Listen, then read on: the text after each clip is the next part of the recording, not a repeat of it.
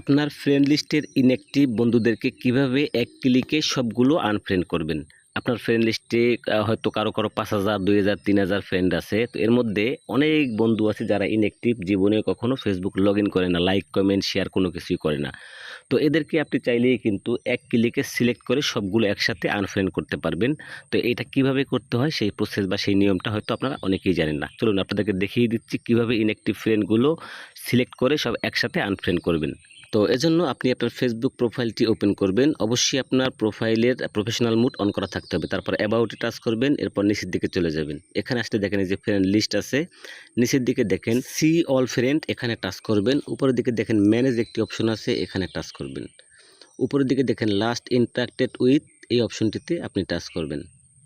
এরপর এখানে দেখতে পাবেন ইনঅ্যাক্টিভের বন্ধুদের একটা লিস্ট। এখান থেকে আপনি যাকে আনফ্রেন্ড করতে চান আপনি আনফ্রেন্ড করতে পারবেন, তাও আবার সিলেক্ট করে। উপরের দিকে দেখেন